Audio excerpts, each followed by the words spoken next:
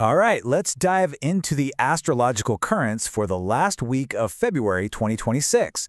And I'll tell you right now, this is not a week for just charging ahead. It's all about a unique journey inward, a week defined by the spiral. So let's explore what that really means for you. And wow, this quote from our source material really sets the tone, doesn't it? It speaks to some really high levels of passion and pride that are in the air right now. The advice here is to treat these powerful emotions like there's something incredibly valuable, but also something that could cause some real damage if we're not careful. So what does that mean, a thoughtful spiral? Well, it means we have to let go of this idea that progress only moves in a straight line, forward, forward, forward. This week is all about circling back, revisiting old ground, but seeing it with totally new eyes. It's a journey that ultimately brings us back to ourselves, but with a much, much clearer perspective. That brings us perfectly to our first major idea, rewriting our narrative. The concept here isn't about starting a story from scratch. Not at all. It's more like we're rereading the story of our own lives, but this time, we have the sharper emotional literacy, a much deeper understanding of all the subtext that we missed before. And the reason for all this inward focus? Well, it's because there is a huge concentration of energy in one place. We've got the Sun, Mercury, Venus, and Mars all hanging out in Pisces. This creates this overwhelmingly emotional, super intuitive, and really dream-heavy atmosphere. You might feel incredibly inspired one moment and then just completely exhausted the next. So let's move on and see how this all builds, which brings us to Section 2, the retrograde slowdown. Yes, this week marks the start of the infamous Mercury retrograde.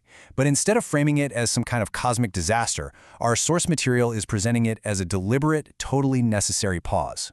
So what does this actually mean? Well, for these next 3 weeks, just expect communication to get a little fuzzy. But this isn't your typical "my email just disappeared" kind of retrograde. Oh no, this one is way more emotional, way more subtle. It's a time when old feelings might just knock on your door, and that quiet inner voice, your intuition, starts speaking much, much louder than your logical brain. And this is where the central conflict of the week really comes into play. Your brain, your logic, is pushing you, saying, "Get it done, we need clarity now." But your gut, your intuition, is sending a completely different message. It's whispering, "Hang on, slow down. What you're seeing on the surface isn't the whole story." The source material uses this fantastic mythological reference to Thoth, the Egyptian god of wisdom, to really drive this point home. You see, trying to force clarity right now is like trying to straighten out a river. It's kind of pointless, right? The process itself has its own intelligence, and we just have to trust where it's taking us. So how do we actually work with this energy productively? Well, it's the perfect time to go back to those old projects you put on the back burner. Double-check your appointments and your commitments. And when you're talking to people, really try to clarify what they mean instead of just assuming. You got to listen for the subtext. And honestly, most importantly, give yourself permission to just rest. Okay, let's totally shift gears, because just as we're getting used to this slower, more reflective pace, the week builds to a massive climax. Welcome to Section 3, Friday's provocative storm. The end of the week is set to deliver a sudden, powerful burst of really volatile energy. And this isn't some gentle nudge. It's described as a high-impact energy explosion.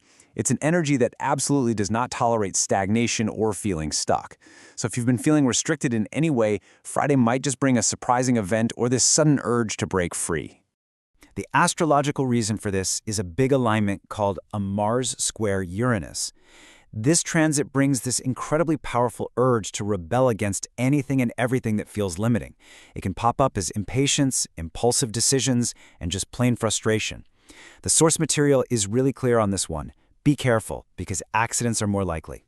We are all going to feel this tension, but the critical part here is our choice, how we decide to respond. We can take the reckless path, just impulsive disruption, or we can take the smart path of strategic rebellion. The goal isn't to create chaos, but to channel this powerful urge for change into something creative and productive.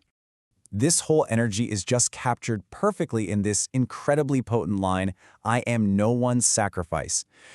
Whew! This is all about reclaiming your personal power, right? It's about resisting oppression and flat out refusing to be a victim of your circumstances or anyone else's will. And there's another layer here. This whole planetary alignment is happening in connection with the fixed star Algol, which has this fierce, dual nature. On one hand, yeah, it represents destruction and chaos. But on the other, it represents the raw power of the feminine reclaiming control and rising above being victimized. Okay, so let's pull the camera back a bit and see how all of this fits into a much bigger picture. This brings us to Section 4, the Great Unraveling. This week's intense events aren't just happening in a vacuum. They are a really critical moment in a much larger cosmic story that's unfolding. As you can see on this timeline, we are smack in the middle of a potent and sometimes pretty surreal 2-week window between a solar eclipse that just happened and a total lunar eclipse coming up next week. On top of that, a major Saturn-Neptune alignment just occurred. So this week is a major convergence point for all of these powerful energies. So what does this great unraveling actually feel like? Well, it's a period of massive change. The source material says events might take on a surreal quality, as old rigid structures in our lives and in the world, along with the false stories we've been told, just begin to dissolve and break down. Which brings us, finally, to our fifth and final section, the spiral to clarity. After the slowdown, after the storm, how do we find our way forward? Well, the end of the week offers a much softer energy for integration and real understanding. After all that intensity on Friday, Saturday brings a much gentler tone. Communicative Mercury meets up with relational Venus. This provides a really beautiful opportunity for heartfelt conversations, maybe even revisiting some old topics.